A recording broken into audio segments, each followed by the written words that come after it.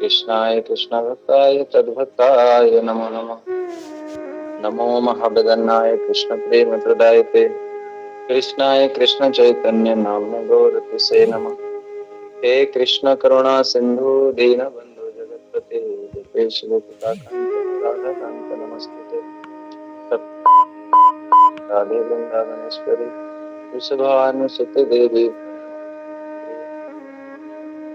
वृंदाय तुलसी देवी प्रियायै केशवस्य च कृष्ण भक्ति प्रददेवी सत्यवते नमो नमः।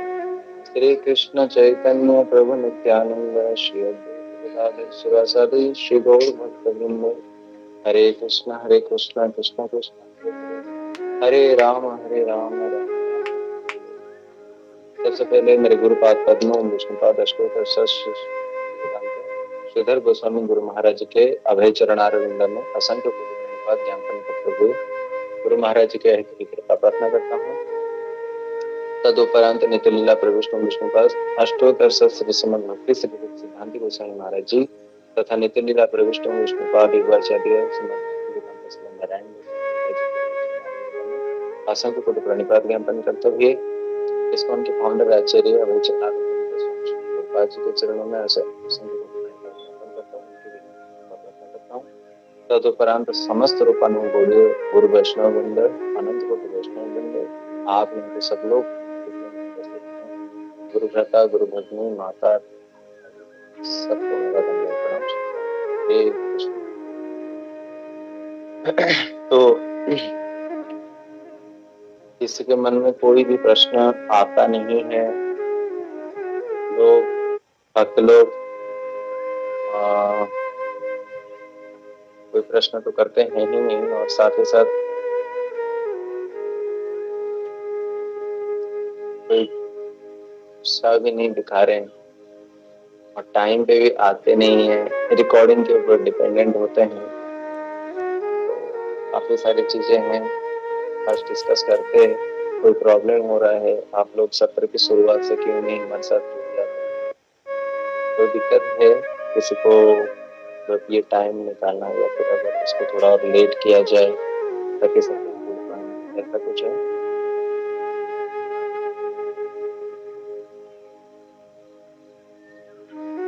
हरे कृष्णा। आप लोग मेरे को थोड़ा प्लीज बताएं, कुछ रिप्लाई करें ताकि मेरे को भी समझ में आए जो क्या दिक्कत है। टाइम सही है, ये टाइम सही है। अभी देखो 8:05 हो गया, हमारे साथ केवल 5-7 लोग ही हम लोग जुड़े हुए और मेरे को शायद ऐसा लग रहा है कि शुक्रवार वाला जो क्लास है, आज की जो क्लास है, फ्राइडे वाला क्लास है, हम उसको बंद कर दें क्योंकि सैटरडे संडे भी हम लोग जो है अच्छे से देख पाए। मैं आप सब लोगों से एक चीज पूछना चाह रहा था, वो चीज की शुक्रवार वाला क्लास क्या हम बंद कर दें, शनिवार रविवार को हम लोग तो चलेगा? जैसे आप लोगों की इच्छा होगी वैसे ही करेंगे।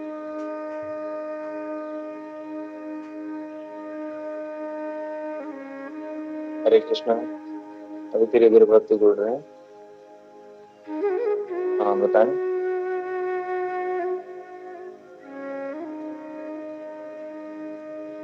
चलो, आप लोगों का किसी का कोई प्रश्न है? किसी का कोई प्रश्न या फिर हम शुरू करें? प्रभु जी मेरा एक प्रश्न है। बताएं। प्रभु जी जैसे कि हम माला करते हैं, माला सुबह के समय कैंटीन सुबह के समय अच्छी रहती है, बट कई बार क्या होता है कि ड्यूटी जाना होता है, टाइम नहीं मिल पाता, तो हम शाम को करते हैं। ठीक है, तो मेरा मतलब यही था कि हम शाम को कर सकते हैं क्या? हाँ। किवा भजन की भोजन की सहने किवा जागरण अहर से चिंता कृष्णा बला बदान, कभी भी आप कर सकते हैं। कन्वीनियंट टाइम होना चाहिए जरूर। और उसके बाद शास्त्र के अकॉर्डिंग जो कन्वीनियंट टाइम है साधकों के लिए वो है ब्रह्म मुहूर्त का। वो कहते हैं इसीलिए ब्रह्म मुहूर्त में, ताकि 3 गुण आप लोग जानते हैं जो सत्व रज तमो गुण है। सवेरे का समय जो होता है ना वो सत्व प्रधान होता है। ऐसा नहीं कि उसमें तमोगुण नहीं होता या रजोगुण नहीं होता। परंतु वो सत्व प्रधान होता है, उसमें सत्व गुण ज्यादा मात्रा में रहता है। तो इसलिए देखना आप लोग प्रैक्टिकली, अगर हम लोग सवेरे बैठते हैं तो हमारा मन है ना स्थिर रहता है। हाँ, कुछ भी करते हैं उस समय साधन भजन तो आराम से हो जाता है। आप 9 बजे 9:30 बजे बाद माला पकड़ो, 10 माइंड में ना दिमाग में आपके ये आएगा, यार ऑफिस में ये करना है, दुकान पे ये करना है, घर पे ये करना है, यहाँ पे जाना है। तो माइंड हमें क्या कहता है, प्लान्स ये सब कुछ हमें देता रहता है, ताकि हम लोग इस अकॉर्डिंग क्या करें, अपने आप को स्ट्रक्चराइज करें। तो ये रजोगुण का समय है, इसलिए हमें कुछ करने का वो रहता है। ऐसे रात के टाइम जब हम माला करते हैं तो रात के टाइम हमारे को नींद आती है, तमो प्रधान हो जाता है नींद समय माला। सुबह जितनी अच्छे से माला हो जाती है ना, अच्छे से हो जाती है, तो फिर को होता है, पर थोड़ा बहुत जैसे शाम तक जैसे भी हो जाता है। शाम के बाद जो हमारे हम जब माला उठाते हैं, देखना वही माला जो 2 माला आराम से हो जाता है, वो 2 माला अब हमें कम से कम 5 माला 6 माला का टाइम लेता है, और वो भी इतना मन हमारे डिस्टर्ब हो जाता है कि हम कर ही नहीं पाते। तो कन्वीनियंट टाइम शास्त्र के अकॉर्डिंग तो वही ब्रह्म मुहूर्त का टाइम, तो उसमें अगर आप टाइम मैनेजमेंट कर सकते हो तो आप फिर कर लें। जैसे जल्दी सो जाएं, या फिर जैसे ऑफिस या फिर दुकान मकान से जब हम लोग निवृत्त होते हैं उसके बाद हम तुरंत वो कर लें, माला वगैरह जो है कंप्लीट, जितने दो चार माला बच गए। अगर आप पे 16 माला का नियम है, क्योंकि स्टैंडर्ड तो यही है कम से कम 16 करें, और श्रील प्रभुपाद जी के हिसाब से तो 64 माला जो कि हम लोग कभी नहीं कर सकते। अगर हम 16 राउंड करते हैं तो 16 राउंड में कम से कम 10-12 राउंड तो दोपहर तक हो जाए, और बाकी जो 3-4 माला रहता है, थोड़ा सा जैसे हम लोग प्रसाद पाते हैं, डिनर वगैरह करने के बाद हम लोग थोड़ा टहल वहल के माला को कंप्लीट कर ले, वो टाइम होता है। बस इतना ही कर सकते हैं। अगर आप बैठोगे कि 16 माला में कंप्लीट करूंगा या करूंगी 9 बजे के बाद 10 बजे के बाद, तो फिर ना वहां पे एक चीज और भी आ जाता है कि हम जबरदस्ती कर रहे हैं, माला के लिए प्रीति नहीं है। तो ये यथा माम प्रपद्यन्ते तांस तथैव भजामि हम, भगवान गीता में कहते हैं, जो जिस प्रकार मेरे को भजन करता है मैं भी उसको इसी प्रकार भजन करता हूँ। तो अगर हमारे हृदय में प्रीति नहीं है, अगर हमारे हृदय में निष्ठा नहीं है, तो भगवान भी जो हमें जो रेसिप्रोकेट करेंगे वो भी उसी कोटि का ही करेंगे। इसलिए माला के साथ हमारा संबंध स्थापित नहीं हो पाएगा, हरिनाम के साथ हमारे संबंध स्थापित नहीं हो पाएगा। हम लोग तो भक्ति संपूर्ण में चल रहे हैं। अभी हमारे जो गौर प्रिया दीदी है और हरि प्रिया दीदी है, और भी प्रभु दीदी लोग हैं, प्रभु लोग हैं, माता जी हैं, ये सब लोग है ना बहुत अच्छे से इन सब चीजों को मतलब भक्तों को वो जो कृष्ण की ओर उधर चलता है, बहुत ही सिस्टमेटिकली लोग क्या करते हैं उसको इम्प्लीमेंट किया है। सुबह इन लोगों ने एक सेशन स्टार्ट कर दिया है हरिनाम का, एक साथ बैठते हैं और हरिनाम पूरा प्रॉपर्ली करते हैं। और जैसे मान लीजिए अभी आने वाला समय जो है चतुर्मास्य का समय है, तो इन सब के माइंड में कुछ ना कुछ चल रहा होगा कि कैसे करेंगे, फिर एक सिस्टम तैयार करेंगे। फिर चतुर्मास में काफी सारी चीजें जैसे जन्माष्टमी, या फिर इसी बीच में पुरुषोत्तम अधिक मास भी आने वाला है। तो पुरुषोत्तम मास में भी वो क्या होता है कि उस समय ज्यादा से ज्यादा माला करते हैं, काफी सारे लोग जो है 1-1 लाख तक भी नियम लेते हैं। उसके बाद फिर कार्तिक आ जाते हैं, कार्तिक में भी काफी सारे। तो ये क्या है ना कि अभी ये जो चतुर्मास शुरू हो गए, चतुर्मास में आनंद और उत्साह का समय शुरू हो गया। इसमें राधाष्टमी है, जन्माष्टमी है, और आपके प्रभु कार्तिक आता है। तो ये जो अभी समय आने वाला समय है ना, हरे कृष्णा, आवाज आ रही है सबको? आई सबको? प्रभु जी माइक थोड़ा ऊपर लीजिए, आवाज बहुत बारीक आ रहा है। हाँ, आ रही है अभी? ठीक है। तो मैं वही कह रहा था कि आनंद के साथ, उत्साह के साथ हमें ना ये सब प्रिंसिपल्स को फॉलो करने हैं। ठीक है। तो दीदी, हमारे गहना दीदी है यहाँ पे, आप इनसे कांटेक्ट कर सकते हैं। सवेरे जैसे करना है आप चालू कर ले। और बड़ी बात ये है कि मैं जो चीज अभी कह रहा था आप लोगों को, क्या फ्राइडे के क्लास हम यहीं पे स्टॉप कर दें, ताकि हमारा सैटरडे संडे फिर इसको भी अच्छे से करें, ताकि आप लोग टाइम भी दे पाओ। क्योंकि मेरे को ऑफलाइन में काफी सारा प्रोग्राम मेरे भी रहते हैं। तो आप लोग बताएं ताकि हम लोग एक मैनेज करके चलें। मेरे को ऐसा लग रहा है कि आप लोगों के पास भी टाइम नहीं है कि शायद जबरदस्ती हम लोग जुड़ रहे हैं, ऐसा तो नहीं है? हेलो, नहीं हरि प्रभु बोल। जी, ऐसा नहीं है प्रभु जी, हरे ऐसा कुछ कृष्णा। नहीं। हाँ तो एक दो जने कहने से मैं थोड़े ना, मेरे को ऐसा कुछ, अगर सब लोग हैं तैयार तो फिर करेंगे इसको, आगे कंटिन्यू करेंगे।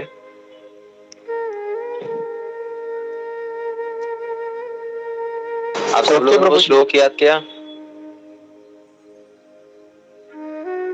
आप लोगों ने वो श्लोक याद किया था? कौन कौन श्लोक याद किया? किसी ने नहीं किया? हाँ बताएं बताएं, अनम्यूट करके बताएं, श्लोक बताओ।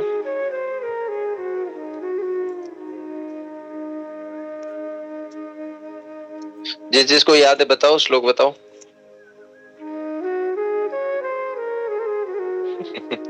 हाथ तो उठा देते पर बताओगे तभी ना। हरे कृष्णा। हरे कृष्णा प्रभु। हाँ श्लोक बताओ। विद्या विनय संपन्न ब्राह्मणी गवि पाके पंडिता समदर्शिना। इसका अर्थ बताओ। तो श्लोक याद हुआ है। अच्छा चलो, और किसको याद है?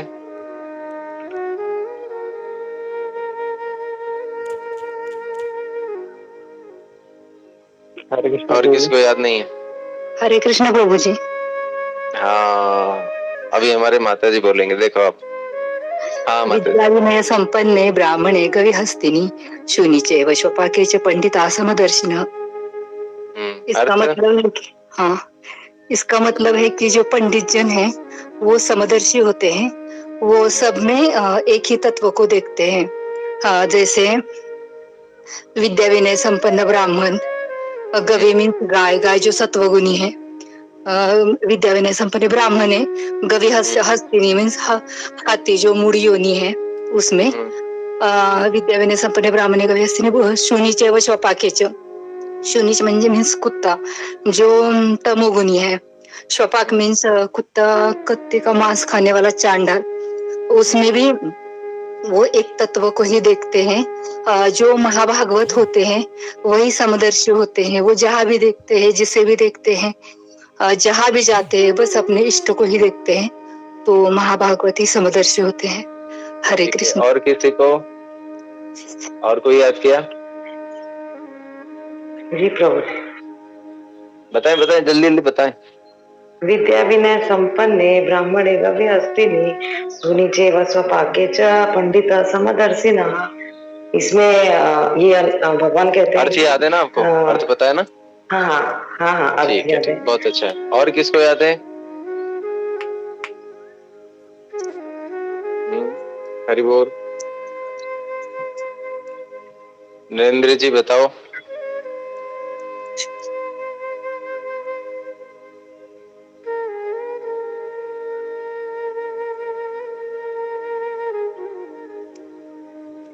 चलो ठीक है, अब हम एक छोटा सा टॉपिक डिस्कस करते हैं। आप सब लोग भक्ति कर रहे हैं काफी सारे। हाँ ठीक है, बाद में आप बोल देना।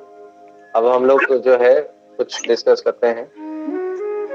भगवान ने गीता में कर्म योग, ज्ञान योग, अष्टांग योग और भक्ति योग काफी सारी चीजें बताई। तो आप सब भक्ति कर रहे हैं और मैं पिछले क्लास में आप लोगों को कर्म के बारे में बताया था। ठीक है, अभी थोड़ा सा और कर्म के बारे में जानते हैं। हरे कृष्णा प्रभु जी। अनम्यूट ही नहीं हो रहा था प्रभु जी, शायद वो लॉक हो गया था प्रभु जी। ठीक है, कोई बात नहीं, बाद में बता देना मेरे को। थोड़ा सा 5 मिनट बाद में हम लोग टाइम ले लेंगे, आप बता देना। ठीक है, अभी हम लोग क्लास स्टार्ट करते हैं। ओके।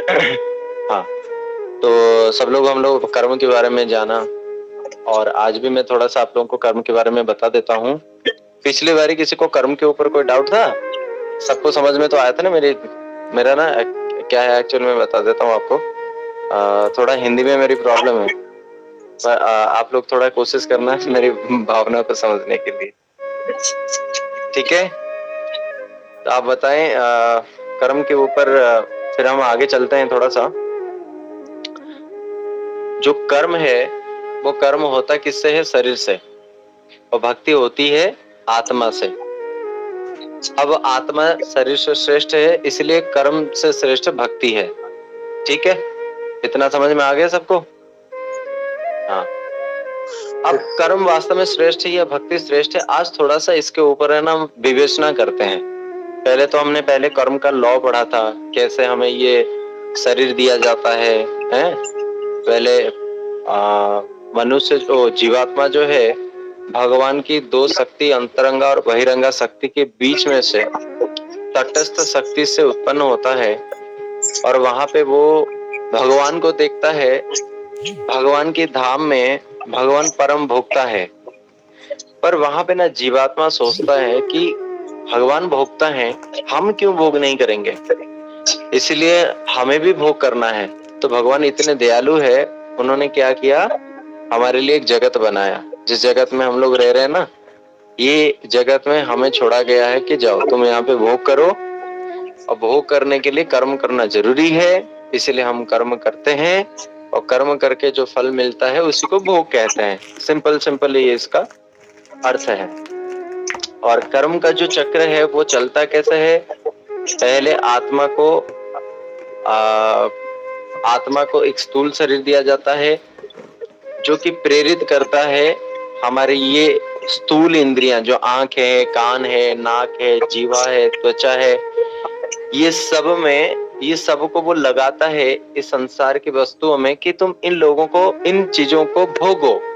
आंखों से भोगो, हाथों से स्पर्शों से भोगो, जीवा से टेस्ट से भोगो, और कान से सुन करके भोगो। ये कौन कहते हैं? हमारा स्थूल। और भोग करने की इच्छा किसने की थी? सबसे पहले आत्मा। इसलिए आत्मा भगवान से दूर होकर के कहां पे आई? इस जगत में। ये जगत कौन सा जगत है? जड़ जगत, माया जगत, या जीवात्माओं की भोग के जो जगत है। और इस जगत में जब वो आई है, उसको एक शरीर मिला जिससे कहते हैं स्थूल शरीर और सूक्ष्म शरीर, जिसमें मन, बुद्धि, चित्त और अहंकार होता है। मन का काम है कि हमें संकल्प कराना, विकल्प कराना, ये कर, इससे तो सुखी होगा। थोड़ी देर बाद कहता है कि ये ना कर, ये करने से तो दुखी होगा। तो संकल्प करना और विकल्प करना। मन के बाद बुद्धि है। बुद्धि कहीं ना कहीं थोड़ा बहुत अगर ठीक होता है तो मन हमें बार बार जो संसार में डाल करके दुख देता है, उससे ऊपर ओवरकम करने के लिए बुद्धि कहीं ना कहीं हमारा सहाय बनता है। और अगर बुद्धि मन के कंट्रोल में आ जाए तो फिर मन के ऊपर वो हावी नहीं हो पाता, तब फिर हमारा दशा दुर्गति में बदल जाता है। चित्त का काम क्या है? चित्त मतलब हमारे हृदय में जितने वासनाएं हैं उसको वहां पे वो संरक्षित रखता है, स्टोर करता है ना। जैसे आप लोग उदाहरण देता हूं मैं, बहुत ऐसे हैं जो चोर हैं, वो जब चोरी करते हैं उनको मारते हैं लोग, पिटाई पड़ती है, उसको जेल में डाल देते हैं, वो छूट करके आता है, दोबारा चोरी करता है। इसका मतलब है कि चोरी वाला संस्कार इसके हृदय में है। तो वो कहाँ पे रहता है? वो चित्त में रहता है। ये हो गया चित्त का काम। फिर अहंकार। अहंकार का काम ये है कि हम लोग अहंकार जब तक नहीं करेंगे, रखेंगे, तब तक कर्ता अभिमान नहीं होगा, और कर्ता अभिमान ना होने से व्यक्ति भोग नहीं कर सकता। ये बड़ा ही एक वैज्ञानिक तरीका है। जैसे मान लो मैं कहूंगा ये मेरा बच्चा है, तो बच्चे के लिए बाप का कुछ कर्तव्य है ना। तो दुनिया में तो इतने सारे बच्चे घूमते हैं, वो सबके लिए नहीं करता, वो इसके लिए क्यों करता है? क्योंकि वो मानता है ये मेरा है। ये जो मैं और मेरा, इसको कहते हैं अहंकार।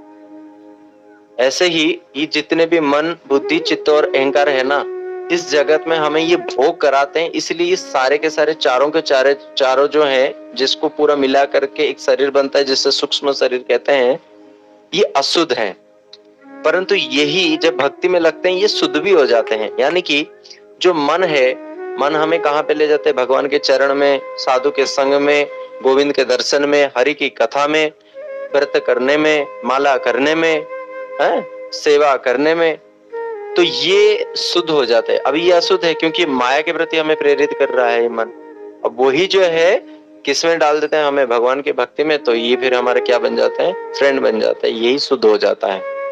बुद्धि, मन के ऊपर बुद्धि जाती है बुद्धि क्या, ये बुद्धि हमेशा ये रखती है कि बिनु सत्संग विवेक ना हो। तो जो विवेक है ना, वो विवेक सत्संग से मिला तो विवेक के बल पर मन हमारे कंट्रोल में होता है। तो मन अगर शुद्ध हो गया, यानी कि वो किसके कंट्रोल में आकर के शुद्ध हुआ, तो इसीलिए बुद्धि भी शुद्ध हो गई।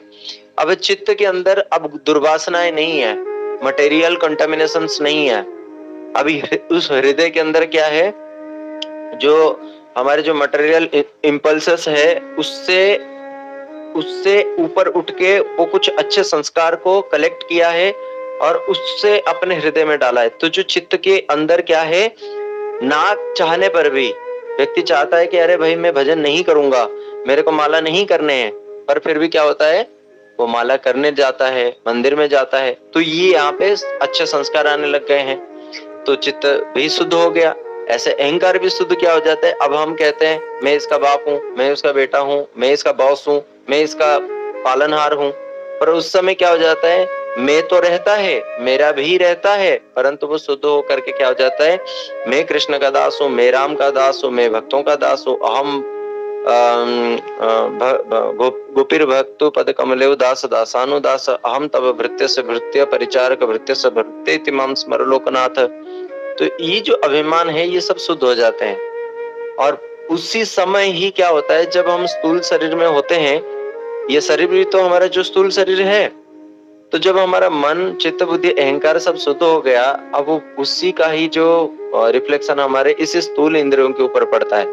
जैसे अभी हमारा मन बुद्धि चित्त अहंकार अशुद्ध है, इसलिए हमारे इंद्रियों को वो अशुद्ध करते हैं। आंखों से गंदे देखते हैं, कानों से गंदे सुनते हैं, मुंह से गंदे बात करते हैं, या कुछ अनाप शनाप डालते हैं मुंह में, स्पर्श से भी है ना व्यभिचार करते हैं।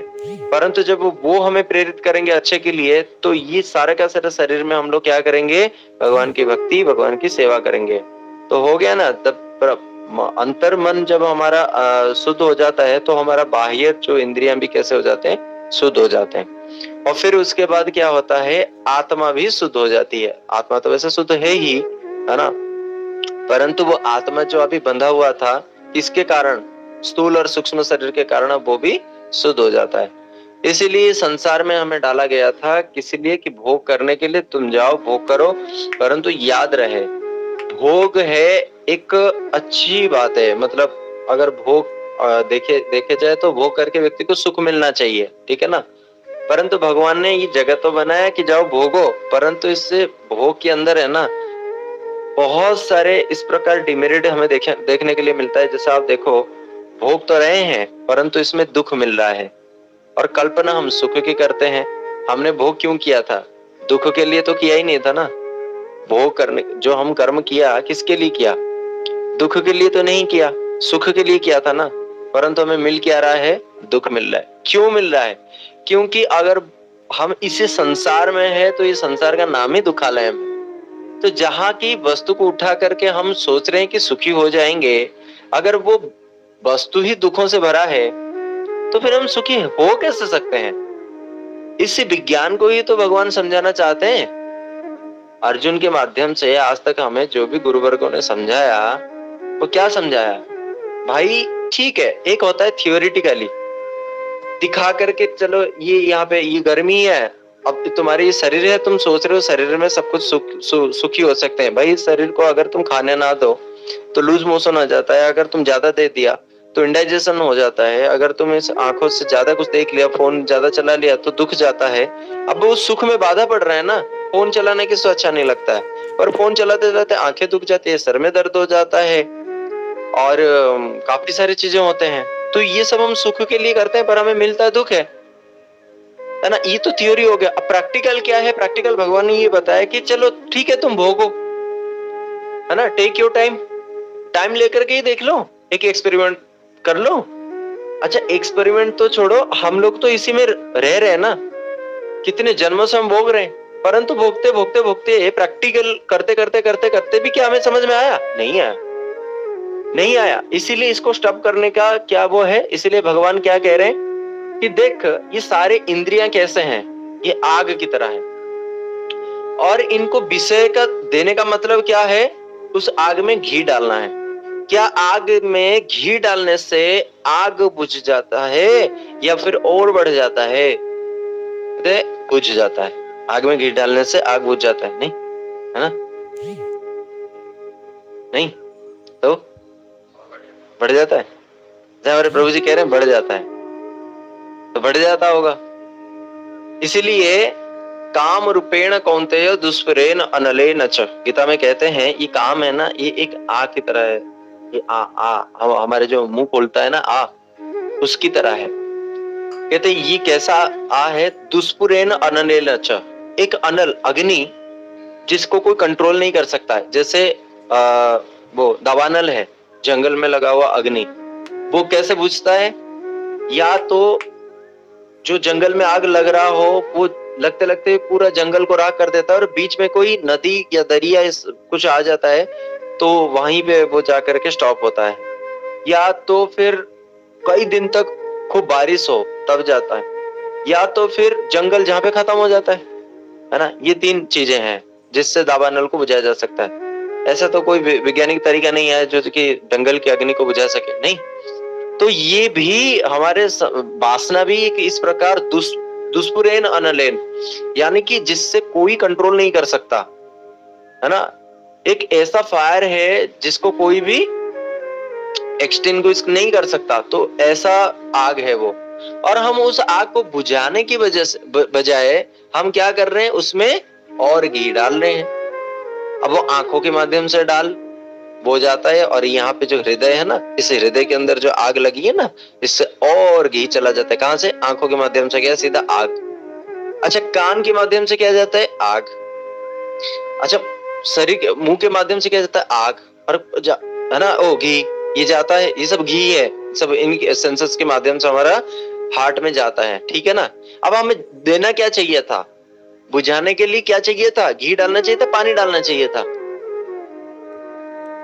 पानी डालना चाहिए था। तो पानी क्या है? सवई मन कृष्ण पदार विंदय बचांस वैकुंठ गुणानुवर्णने, भगवान की कथा को मन से करो हरेर मंदिर मार्जना दिसु, हाथों से भगवान के मंदिर मार्जन करके, चकराच्युतम श्रुतिम सत कथोदय, कानों से उनकी कथाओं को सुन करके, मुकुंद लिंगालय दर्शने, आंखों से भगवान के मंदिर या भगवान की विग्रह को दर्शन करने में, तत् भृत्य गात्र स्पर्श अंग संगमम, शरीर से जो हम स्त्री पुरुष पुरुष स्त्री के संग करते हैं, कहते हैं तादृशम फलम तादृश भक्त संग, भक्तों की सेवा करके ये पानी होता है, नहीं डाला। उसके बाद कहते हैं कि पादो हरिर क्षेत्र पदा भी सर्पण सिरो हिस्केश पदा भी बंधने, घ्राणम से श्रीमंत तुलसी रसनम तदर्पिते, नाक से क्या करना चाहिए? आजकल की जो डिओड्रेंट नहीं लगाना, ये क्या करते हैं? इसमें ना शराब होता है, अल्कोहल होता है, तभी इतने दिन तक उसको प्रिजर्वेटिव डालते हैं, तो वो क्या होता है? मदिरा होता है।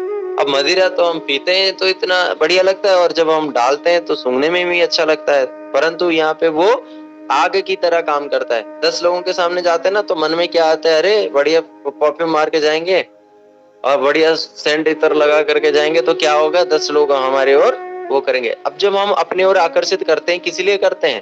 भक्ति के लिए नहीं, अपने ओर आकर्षित करते हैं ताकि हमें कुछ नेम दे, फेम दे, या हमारे ओर अट्रैक्ट हो तो हमारे को ये क्या मिले? भोग करने के लिए। ये भी मन का भोग है, सूक्ष्म प्रकार की भोग है। तो इस प्रकार से हम क्या कर रहे हैं? हृदय में वो आग डालते हैं, परंतु डालना क्या चाहिए था? पानी। वो कैसे? श्रीमंत तुलस्या तत्पाद सरोज सौरभम रसनाम तदर्पिते, नाक में भगवान के चरण में चढ़ी हुई तुलसी। ये तो हमारी स्थिति है। जो ब्रह्मज्ञानी लोग हैं ना, इनमें चतुसंत थे, तो एक समय वो जा रहे थे तो गंगा में ना ये तुलसी प्रवाहित हो रहा था, उसमें भगवान के चरण में चढ़ा हुआ तुलसी, और वो जो प्रवाहित होता हुआ जा रहा था ना, तो उसकी गंध जो है जब उनके नाक में गया तो वहां पे वो तो पागल हो गए। उससे पहले ब्रह्मा जी उसको कहते थे, ब्रह्मा जी सोचते थे यार ये मेरे बच्चे हैं, मैं भक्त हूँ, भगवान का दास हूँ, पर ये मेरे बच्चे, ये सब लोग ब्रह्मज्ञानी निराकार भगवान के रूप नहीं है, भगवान निर्गुण है, उनके कोई गुण नहीं है, भगवान जो है वो ये है वो है, कोई भगवान के अस्तित्व नहीं है, सब कुछ ब्रह्म है, खाली है, कुछ नहीं है। ऐसे ऐसे बोलते थे, बहके बहके से बात करते। तो अगर बेटा बिगड़ जाए तो बाप को तो चिंता होगा ना, इसीलिए पिताजी सोचते थे, ब्रह्मा जी सोचते थे ये कैसे सुधर जाए। अब एक दिन हुआ क्या कि जब वो तुलसी के गंध से जब वो मदमत हो गए तो उन्होंने जाकर के क्या बोला कि अरे ब्रह्मा जी, ये ना बड़ा सुंदर ये सुगंध है, तो ये सुगंध कहाँ से आ रहा है? तो उन्होंने बोला कि ये तो मेरे प्रभु के चरण की। या वही यशस्वी तुलसी विमिश्र कृष्णांग्रि रेणु भजकांग्रि नेत्री।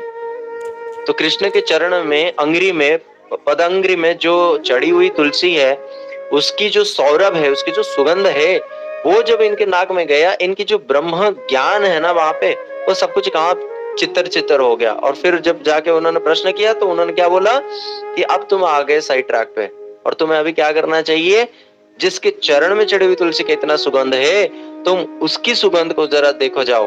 इसलिए वो कहाँ मिलेंगे? बोले बड़े सुंदर रूप है उनका, बड़ा सुंदर सुगंध है, तुम जाओ और वहां पे बैकुंठ में मिलेंगे। फिर वो बैकुंठ जाते हैं भगवान के दर्शन के लिए, और इतना वो उनके अंदर एक्साइटमेंट ऐसा होता है, जब वो भगवान को देखने के लिए जा रहे होते हैं ना, तो वहां पे जय विजय उनको रोक देते हैं, फिर वहां पे वे लोग उनको श्राप देते हैं। तो सोचो, इसलिए भगवान की आकार कितना सुंदर है, तो जो जिसने देखा वो ही तो जाना।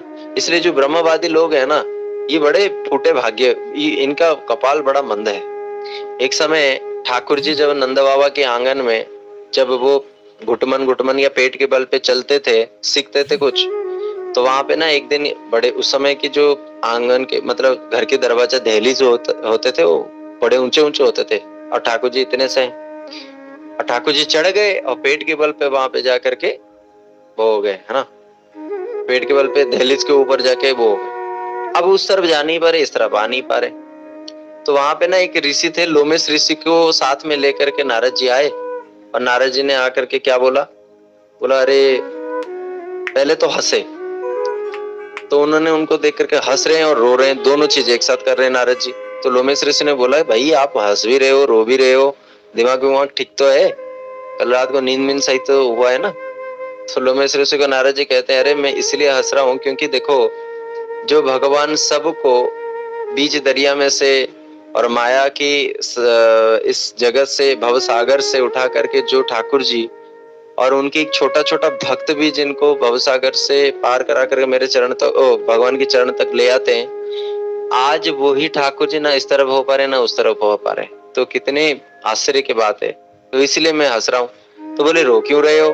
बोले रो इसलिए रहा हूँ कि ऐसे परम ब्रह्म इतने सुंदर लीला करते हैं, लगता ही नहीं है कि ये भगवान है, और सब लोग कैसे ब्रजवास से अपना दिन काट लेते हैं और कैसे भगवान इस लीला के माध्यम से सबको मोहित करते हैं। भगवान की इतना सुंदर रूप और इतना सुंदर लीला भी को इन लोगों ने क्या कहा कि निराकार है और निर्गुण है और कोई लीला नहीं करते। तो कितना विडंबना की बात है, इतने विडंबना की बात है कि इनके भाग्य को सोच करके मैं रो रहा हूं। तो इसलिए ये कृष्ण जो है नंद बाबा के आंगन में अहो भाग्यम नंद गोप ब्रजो कसम यन मित्रम परमानंद पूर्ण ब्रह्म सनातनम। पूर्ण ब्रह्म है परंतु नंद बाबा के आंगन में वो लीला कर रहे हैं। इसलिए उद्धव जी कहते हैं, क्या कहते हैं, वंदे नंद ब्रज स्त्रीणाम पाद रेणुम अविक्ष्णस यासाम हरि कथोद्गीतम पुनाति भुवनत्रयम। कोई कुछ भी कहे, मैं तो नंद बाबा की और उनकी जो पत्नियां हैं और जो गोपियां हैं, मैं तो उनकी चरण वंदना करता हूँ, क्योंकि यासत हरि कथो गीतम, जिस परम ब्रह्म की हरि कथा ही पुनाति भुवन त्रयम, तीनों भुवन को पावन कर दे, और वो ही स्वयं भगवान, एक तो उनकी कथा पावन कर रहा है तीनों लोगों को, परंतु अब वो स्वयं भगवान क्या कर रहे हैं, नंद बाबा के आंगन में। इसलिए नंद बाबा की यहाँ पे महिमा है। तो इसी प्रकार से अगर हम इस जगत में आए हैं, तो इस जगत में हम लोग इस दुख के सागर में बैठ करके सुख की अनुभव करने की कोशिश कर रहे हैं, जो कभी होने वाला है ही नहीं, इसलिए दुखालय में है। और यहाँ पे हम लोगों को एक चीज और मिल चुका है, जो कि गुरु वर्गों की कृपा से भक्ति की मार्ग। तो यहाँ पे जरूरी है कि अगर आप लोगों को कोई पूछे या फिर अपने मन में भी कोई शंका हो कि भक्ति श्रेष्ठ है या कर्म श्रेष्ठ है, तो बड़ा सुंदर यहाँ पे भगवान ने गीता में एक श्लोक लिया, जिससे भगवान कहते हैं योगी नाम अपि सर्वेषां मत गते नाम तरात्मना। कहते हैं सारे योगियों में श्रेष्ठ योगी कौन है? मेरे भक्त, जो मेरे में मन लगाए हुए हैं। कितने योगी हैं? कर्म योगी हैं, ज्ञान योगी हैं, अष्टांग योगी हैं और एक भक्ति योगी है। ये सारे योगी हैं, परंतु इन सारे योगियों में भी श्रेष्ठ कौन है? मत गते नाम तरात्मना श्रद्धावान यो भजन्ते माम सयो में युक्त तम मत। तो जो मेरे को श्रद्धा भाव से भजता है तो वो मेरे बहुत ही करीब आता है। इसलिए कर्म और यहाँ पे भक्ति की हम थोड़ा सा यहाँ पे कंपैरिजन करते हैं। अच्छा, कर्म होता शरीर से है, इसलिए शरीर नष्ट होने पर कर्म भी नष्ट हो जाता है, ठीक है। परंतु भक्ति होती आत्मा से, क्योंकि आत्मा अमर है, आत्मा मरती नहीं है, इसलिए भक्ति भी मरती नहीं है। इसलिए भगवान गीता में कहते हैं स्वल्पम अपयस्य धर्मस्य प्रयतो महतो भयात्। थोड़ी सी भी किया गया भक्ति मार्ग में अगर कुछ करता है तो उसको मैं याद रखता हूँ, उसको मैं देता हूँ। इसलिए अति जन्म जन्मांतर की हमारी जो भक्ति थोड़ी थोड़ी हुई है, उसी के बल पे तो आज हम बैठ करके कथा और कथा के लिए इतने मशक्कत करना पड़ रहा है, हमें भजन के लिए इतना मशक्कत करना पड़ रहा है, ठीक है। इसलिए भक्ति नष्ट होती ही नहीं है, परंतु कर्म नष्ट हो जाता है। कर्म जो है उसका आधार शरीर है, भक्ति का आधार क्या है? आत्मा है, ठीक है। कर्म जो है वो जड़ है, भक्ति है चिन्मय। अब जड़ क्या है? जड़ मतलब जो अपने आप में कुछ नहीं कर सकता, उसको कार्यरत कराने के लिए कोई एक लिविंग एंटिटी का सहायता लेना ही पड़ेगा। अब जैसे मान लो कि फोन है, फोन ऑटोमेटिक नहीं चलेगा। चलो इस फोन में काफी सारा मोड है, काफी सारा सेंसर से ऑटोमेटिक भी होता है, बट किसी ना किसी के एक इंडिकेशन पे वो पहली बार तो काम करेगा ही, है ना। ऑटोमेटिक जैसे हम स्टोर से लेकर के आए, उसमें काफी सारे फीचर्स है, अगर उसको हम बोलते हैं तो अपने आप कर लेता है, सब कुछ ठीक है। परंतु जब वो फोन हम लेकर के आते हैं, डिब्बे में रहता है, तो क्या वो ऑटोमेटिकली सारा हमारा काम कर लेता है? नहीं करता है। तो कहीं ना कहीं हम जैसे लिविंग एंटिटी का कहीं ना कहीं इंस्ट्रक्शन की जरूरत उसको होता है। तो कर्म जो है वो जड़ इसलिए है क्योंकि वो शरीर से रिलेट करता है, और शरीर तो जड़ है ही है, शरीर तो पहले से मरा हुआ है।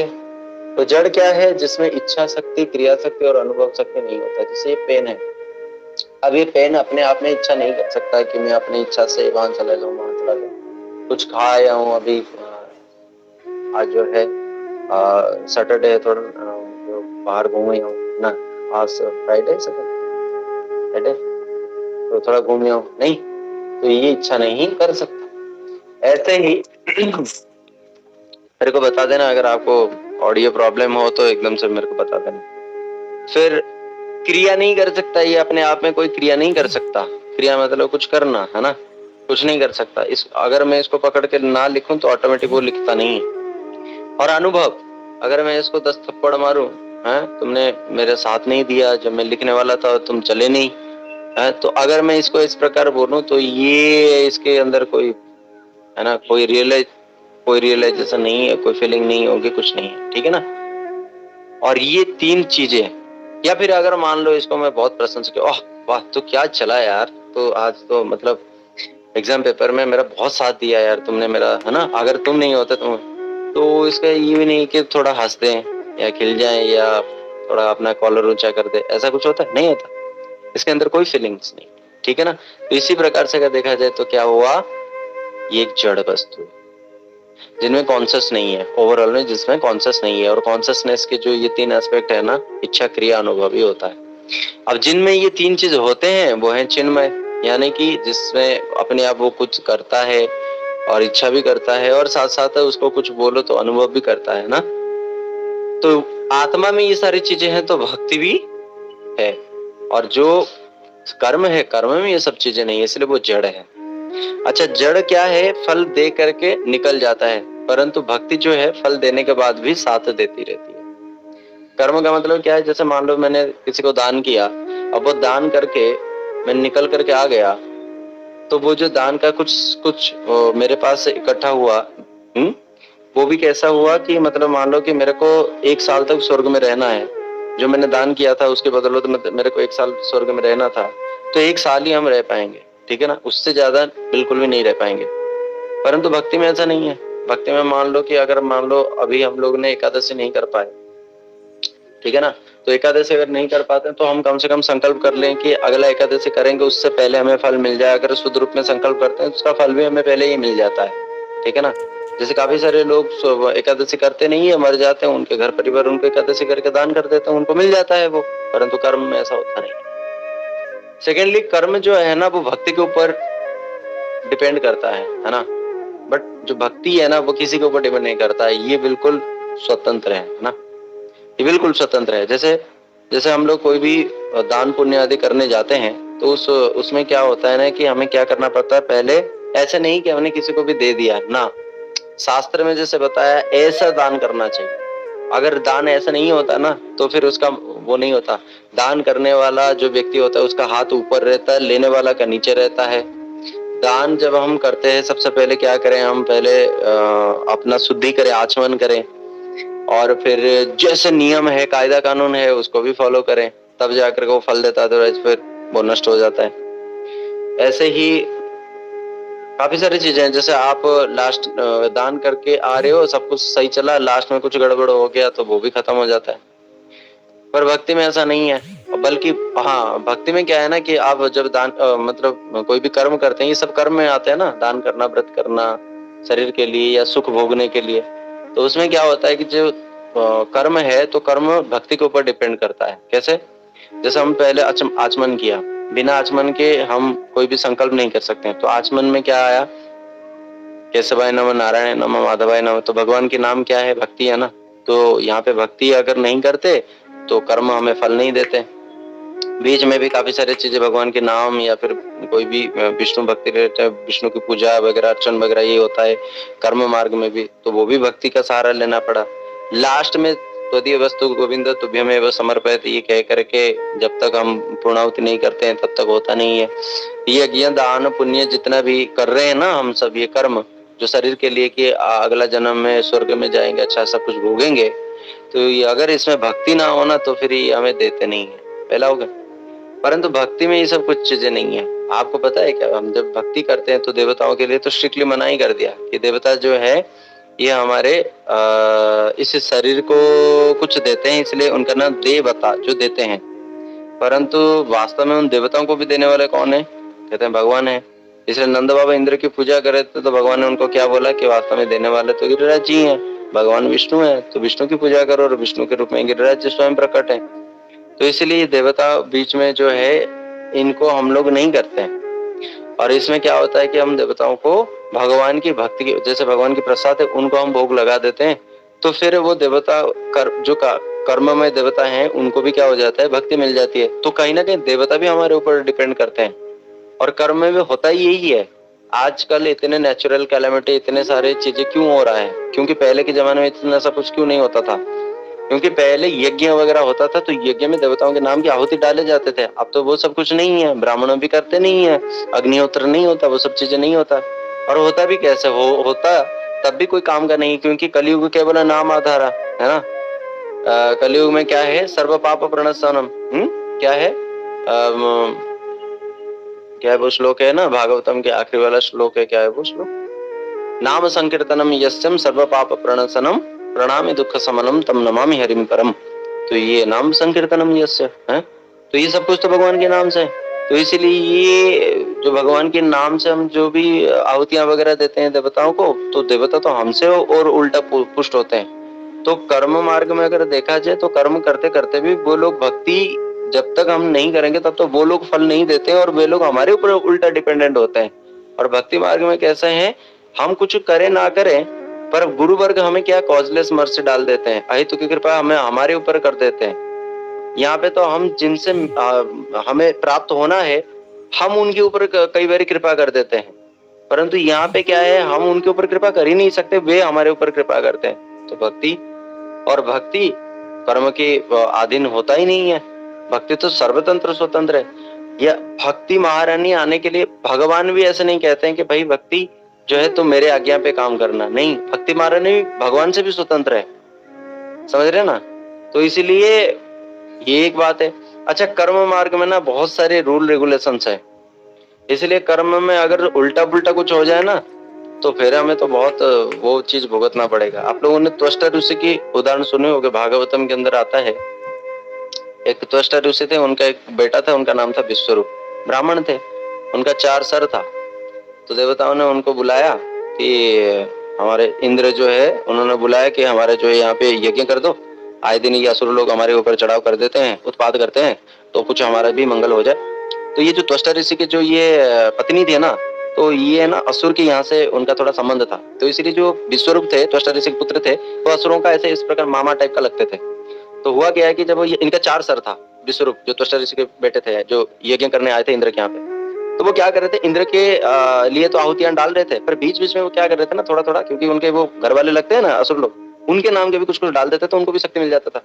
तो हुआ क्या कि कहते ब्रह्म बंधुर न हंतव्य, ब्राह्मणों को कभी भी मारना नहीं चाहिए, भाई चाहे कितना भी पतित क्यों ना हो जाए। परंतु देवता तो अपने स्वार्थ का ही मतलब ये, जो ब्राह्मण कुछ नहीं देखते भाई साहब।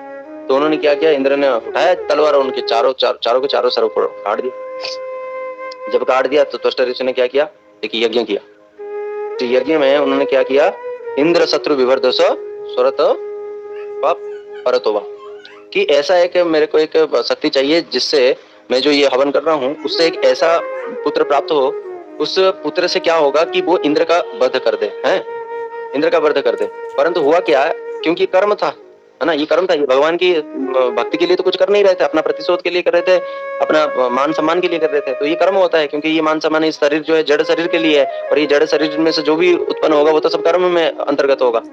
इसलिए उन्होंने क्या किया, तुरंत जब वो प्रयोग कर रहे थे तो संस्कृत में क्या होता है, काफी सारी चीजों का आपको ध्यान देना पड़ता है।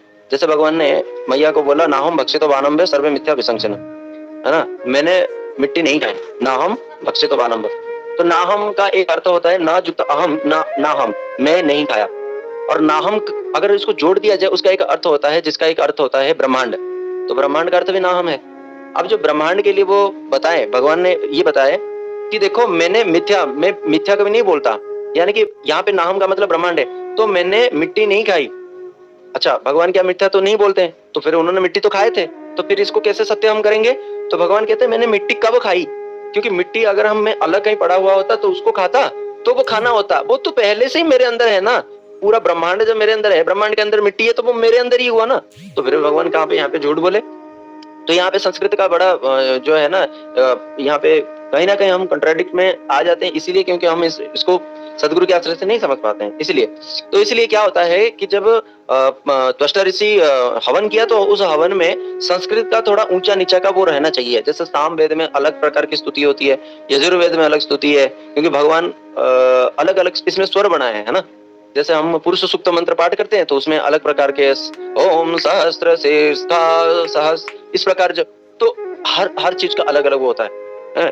जब कर्म करते हैं ना तो कर्म में हमें क्या करना चाहिए, कर्म में इन सब चीजों को बिल्कुल ख्याल रखना चाहिए। इसलिए जब हम कर्म करते हैं, शुद्ध पंडित को बुलाओ।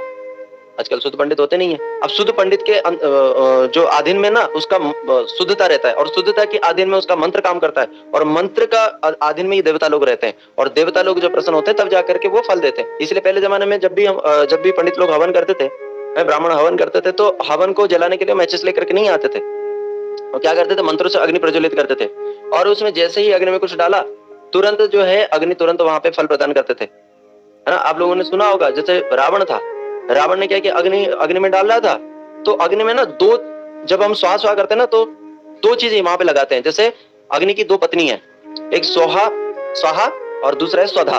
तो कई बार हम चतुर्थ विभक्ति प्रयोग करते हैं तो स्वाहा करते हैं, इंद्राय स्वाहा, और कई बार हम स्वधा भी करते हैं, स्वाहा नहीं करते, स्वधा करते हैं, क्योंकि ये दोनों उनकी पत्नी है। अब उसके अंदर इतनी शक्ति थी कि उसने क्या किया, रावण ने जो स्वाहा और स्वधा है ना, उस अग्नि के अंदर हाथ डाल करके दोनों पत्नी को उसने निकाल के ले आया, स्वाहा को भी और स्वधा को भी। तो उसके मंत्र में इतना शक्ति था। पर आजकल क्या है, आजकल तो गुटखा मार के आते हैं, और जब वो स्वाहा करते हैं तो स्वाहा में से स्वाहा को निकालेंगे क्या, उनमें से गुटखा है सब निकल करके बाहर उसमें स्वाहा हो जाते हैं। नहीं, पहले आपने देखा होगा, सुना होगा, जैसे जो हमारे ऋषिशृंग जो मुनि थे, जिन्होंने दशरथ महाराज जी के लिए हवन किया, और तुरंत यज्ञ पुरुष प्रकट हुए हाथ में एक यज्ञ पात्र लेकर के, और उसमें फिर जो 4 रानियां थे, वो 3 रानियां थे, उनके 3 रानियों में बांट दिया। जैसे आप लोगों ने सुना होगा, जैसे दक्ष प्रजापति यज्ञ कर रहे थे तो उस यज्ञ में से ही जो है सब उरु और वसु ये लोग सब प्रकट होते थे। पर आजकल क्या होता है, नहीं होता।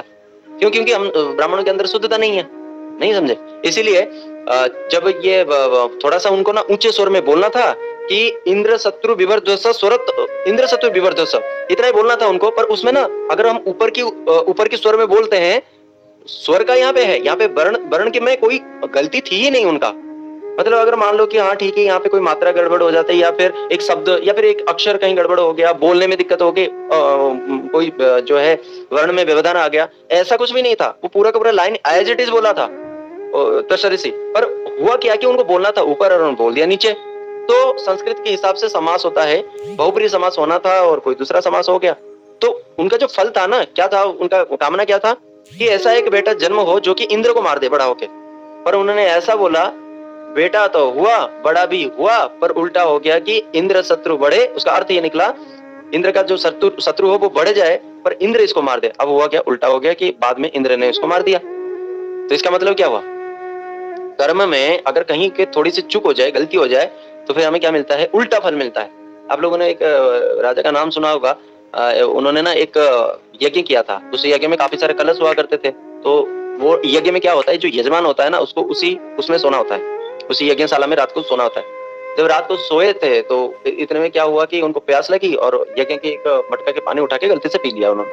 और जो पी लिया उन्होंने तो पुत्र के लिए वो किया था, है ना, उनकी पत्नी को बाद में वो पिलाते और उनकी पत्नी से वो पुत्र जन्म होता। अब हुआ क्या है कि उन्होंने वो पानी पी दिया, अब वो गर्भवती हो गए। अब एक पुरुष गर्भवती हो गया, मतलब सोचो, अगर थोड़ी सी गलती हो गई उनसे, पुरुष गर्भवती हो गए, तो फिर बाद में फिर जो है किसी प्रकार से उनको निकाला गया, है ना।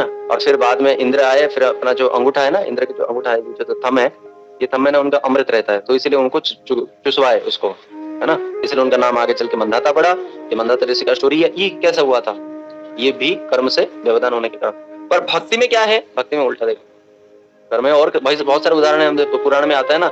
एक ब्राह्मण था, वो ब्राह्मण जब वहां पहुंचा, क्या नाम है, एक तांत्रिक के पास पहुंचा और उसने बोला कि मेरी जो पत्नी है ना, पत्नी बड़ी बीमार रहती है, उसको आप रक्षा करो। तो उसने एक मंत्र दिया माता काली का कि तुम इसको जाकर के पढ़ना, तो बड़े लगन से पढ़ना और मंत्र को अच्छे से जाप करना, तो ठीक हो जाएगी वो।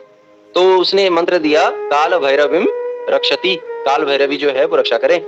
अब वो उसको समझ में नहीं आया, वो आया और काल भैरवीम भक्षति, उसने बोला था रक्षति, इसने बोल दिया भक्षति, भक्षण करना।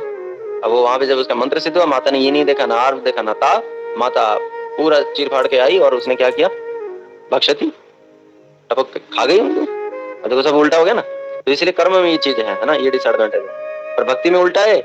भक्ति में मूर्खो वदंति विष्णायो धीर वदंति विष्णवे उभयस्तुम शुभम पुण्यम भावग्राही जनार्दन, भगवान भावों की भूखे है।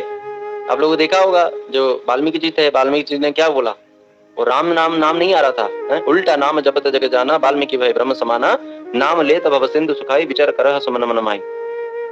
उन्होंने उल्टा नाम जपा, नाम उल्टा जपते जपते उनको सीधा फल मिल गया। और वहां पे सीधा कर रहे हैं तब भी उल्टा फल मिल रहा है। नहीं, यह है भक्ति की विशेषता। आप लोग देखे होंगे जैसे चाइनीज या जापानीज लोग हैं, ये लोग थोड़ा सा महामंत्र को ढंग से बोल नहीं पाते, हले कृष्णा लादे लादे ऐसे बोलते हैं, तो क्या होगा, तो क्या उनको फल नहीं मिलेगा? बिल्कुल फल मिलेगा, बिल्कुल फल मिलेगा, है। और बल्कि देखो, देवता भी भक्ति जो करता है ना, देवता भी उसको, यहाँ पे तो देवताओं के लिए उपासना कर ही रहे हैं, उनकी प्रसन्नता के लिए है, और देवता उल्टा फल दे देते हैं। यहाँ पे हम भगवान के लिए कर रहे हैं, समझ रहे ना, और देवता हमें सहयोग कर रहे हैं। अपने भक्तों को मार के भगवान के भक्तों को रक्षा करने के लिए वो आ जाते हैं। जैसे जड़ भरत महाराज जी भगवान के भक्त थे। अब हुआ क्या है कि उनको काली के जो सेवक लोग थे उसको उठा के ले आए बलि देने के लिए। अब वो तो काली के भक्त थे ही नहीं, और काली के भक्ति कौन कर रहे थे? उनके भक्त लोग कर रहे थे। अब काली की भक्ति करने वालों को काली क्या कभी मारेगी? पर उन्होंने क्योंकि भगवान के भक्त के साथ द्वेष कर दिया, तो उन्होंने क्या किया, ना देखा कुछ ना कुछ देखा, तुरंत उन्होंने देवी पूरा अपने प्रतिमा से उसको हटा करके वो स्वयं प्रकट होकर के, जिस हाथ से वो लोग चाकू लेकर तलवार लेकर के उनको मारने जा रहे थे, उन्हीं के हाथ से छीन के उन्हीं का ही गला काट दी। मतलब क्या है ये सब क्या है? ये भक्ति की अनुकूलता दिखाती है। इसलिए भक्ति में उल्टा करने पर भी हमें सीधा फल मिलता है, समझा ना। तो ये कर्म में और भक्ति में ये अंतर है। कर्म करते समय देखो क्या है कष्ट। कर्म जब हम करते हैं ना यार, 100 जन्म तक वर्णाश्रम धर्म पालन करना कितना मेहनत का काम है, तब जाके आप ब्रह्मा बनो। 100 अश्वमेध यज्ञ ठीक से करोगे तब इंद्र बनोगे। तो ये कितना मुश्किल है, कितना मुश्किल है। पृथु महाराज ने 99 ठीक कर दिया, पर 100वां उनके से थोड़ा सा गलती होगी तो उन्होंने फिर बार बार उनके घोड़ा को कोई बांध देता था, तो फिर उनको इंद्र बने नहीं। और लास्ट में जब भगवान आए, तो उन्होंने उनको मारने के लिए तैयार हुए, तो भगवान आए, बोले तुम चिंता मत करो, तुम 100वां जो करोगे उसमें किसी प्रकार विघ्न नहीं आएगा। फिर उन्होंने बोला कि देखो प्रभु, हूं तो मैं आपकी ही अवतार, इसलिए अगर आपकी इच्छा नहीं है तो मेरे को भी इंद्रप्रस्थ नहीं चाहिए। तो पृथु महाराज ने फिर वहां पे और 100वां अश्वमेध यज्ञ नहीं करते, तो देखा जाता है। तो इसलिए कर्म करते समय देखो लोगों को कितना मेहनत करना पड़ता है, दान करना, पुण्य करना है, कितना पैसा कमाना पड़ता है। आप देखो जो लोग बांटते हैं, जो लोग वो पूरा हॉस्पिटल वगैरह चलाते हैं, जो सोशल एक्टिविस्ट होते हैं या सोशल वर्क में ज्यादा एंगेज रहते हैं, ऐसे जो सोशल वर्कर होते हैं, ये पूरा ये करते हैं। किस लिए करते हैं? इसलिए करते हैं क्योंकि उनको स्वर्ग मिले, वो मिले हैं। अब देखो जो दूसरे आइडियोलॉजी है, जैसे आप ये समझो मुस्लिम में ये लोग क्या करते हैं कि अपने आप को खत्म कर दो, है ना, सुसाइड बम लेकर के जाते हैं, अपने आप को उड़ा देते हैं, 10 लोगों को मार देते हैं, खुद भी कष्ट, दूसरों को भी मारते हैं कष्ट, और बाद में नरक जाते हैं वो और कष्ट। पर सोचते क्या है, वहां पे जाकर हमें 72 बुरे मिलेंगे, 72 प्रकार के नरक मिलेंगे, वही है उनके लिए बुरे जन्म में। तो इसलिए जब हम लोग भी यहाँ से पुण्य करके स्वर्ग लोक में जाते हैं ना, तो वहां पे भी पता है क्या होता है, हमारे गले में ना एक माला पहना दिया जाएगा। और हाँ भक्त लोग ये समझ लेना, हम सब लोग देवता लोग से होकर के आए, ऐसा कोई यूनि नहीं जिसमें हम लोगों ने अटेंडेंस नहीं डाला, सब में डाल करके आ रहे हैं। तो वहां पे हम जाते हैं और क्या करते हैं, वहां से होकर के आए हैं, तो हम सबके अंदर ये है। तो हमारे गले में ना एक माला पहनाया गया था उस समय। तो जो वो माला है ना, जैसे जैसे दिन बढ़ता रहेगा तो वो माला ना धीरे धीरे कमजोर होता रहेगा, और पूरा एक एक फूल टूटता रहेगा, गिरता रहेगा। तो जो व्यक्ति भोग कर रहा है ना, वहां पे नंदन कानन अमरावती है, इतने सारे भोग को वो भोगता है, पर जब वो माला की तरफ देखता है ना, तो उस समय उसको टेंशन हो जाता है। उस समय फिर उसको गोली लेनी पड़ती है, क्या कि मेरे को यार अब तो जाना पड़ेगा, और इस चिंता से वो व्याकुल होता रहता है।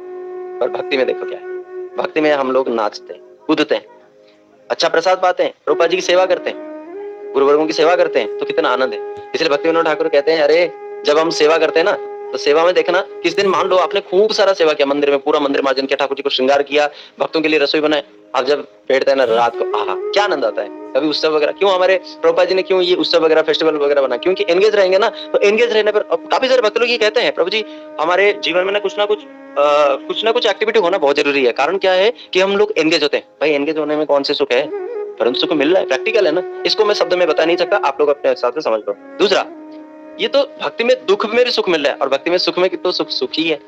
भक्ति में ठाकुर जी को जैसे मटर पनीर लगा है, आहा उससे तो बढ़िया सुख है ही नहीं। और कीर्तन में बैठते हैं, ओ बढ़िया मृदंग बज रहा है, करताल बज रहा है, हारमोनियम बज रहा है, तो वो भी अलग सुख है। तो ये तो सुख है ही है नहीं, तो इसलिए भक्ति में सुख है। ये कर्म और भक्ति में ये सबसे बड़ा अंतर है। इसलिए जितने भी हम लोग अभी कर्म मार्ग में अभी भी अगर हैं, और अभी भी अगर देवताओं की माताओं की इनकी पूजा कर रहे हैं, तो इष्ट निष्ठा जरूरी है भैया, बिल्कुल मत करो। मैं सब, एक होता है सम्मान करना, और एक होता है अपने इष्ट के लिए वफादार रहना।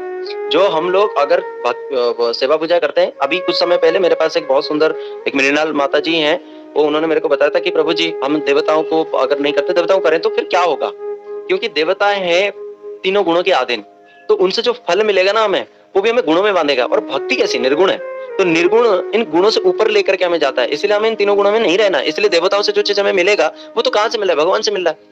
परंतु इस भावना से हम उनकी सेवा कर सकते हैं कि क्योंकि वो मेरे प्रभु के भक्ति करते हैं, मेरे प्रभु के दास हैं, इसलिए हम करेंगे, और इससे भगवान भी प्रसन्न होंगे। अगर आप कोई चीज भोग लगाते हो ठाकुर जी को, जरूर उसको शिव जी को, देवी को भोग लगाओ। इसी प्रकार से देवी जो है ये वैष्णवी है, और उनको भोग लगने के बाद जगन्नाथपुरी से ही वो प्रसाद नहीं महाप्रसाद बन करके आता है। तो जरूर भोग लगाए। अगर आपके पास जगन्नाथ जी का प्रसाद नहीं है, तो कृष्ण को भोग लगा के, देवी को भोग लगा करके उसको पाओ, परंतु सावधान, बार बार कह रहा हूं सावधान, इसमें भी विधियां हैं। अगर आप ठाकुर जी को भोग लगा रहे हो और उसमें समान सिंहासन में देवी को भी विराजमान करा है, तो फिर समझना ये अपराध होगा फिर। इसलिए हनुमान जी राम जी कभी एक आसन में बैठ करके पाएंगे नहीं, इससे ना हनुमान जी खुश होंगे, और हनुमान जी खुश नहीं होंगे तो राम जी खुश नहीं होंगे। ठीक है, राम जी अगर स्वतंत्र रूप में खुश हो जाते तो बात अलग होता, पर यहाँ पे हनुमान जी खुश नहीं होते हैं, इसलिए राम जी अपना भक्त की दुखी से दुखी हो जाते हैं। इसलिए वो भी नहीं चाहते कि हनुमान मेरे सामने बैठे, क्योंकि हनुमान इससे सुखी नहीं है। और भगवान के सुख भक्ति के सुख में, भक्त के सुख भगवान के सुख में। परंतु इसमें भी अगर प्रायोरिटी देखी जाए तो सबसे पहले भक्त का सुख भगवान देखते हैं, इसलिए भक्त के अकॉर्डिंग हमें काम करना पड़ेगा। इसलिए भक्त कभी भी नहीं चाहेगा कि मैं आसन पे बैठूं मेरे प्रभु के साथ, इसलिए हमारे गुरु वर्गों को भी हम नीचे रखते हैं। तो वहां पे हम जो देवताओं को रख सकते हैं, पर बात फिर वही है, अगर हम देवताओं को रखें तो कुछ फेवरेट हमारे देवता है उनको रखें, भाई 33 करोड़ देवता रखो। इसलिए सबसे बढ़िया तरीका क्या है कि यथा तरुर्मूल निसचनेन तृत्यंत तत् स्कंद भुजोपशाखा, जैसे पेड़ की जड़ में पानी देने से सब कुछ हो जाता है। इसलिए भैया ये दुर्गा सप्तशती, ये चंडी का पाठ, ये 16 सोमवार के व्रत, ये सब चीजें मत करो मत करो मत करो। पिता को परमानंदे। किसी का कोई प्रश्न है जल्दी जल्दी पूछ ले।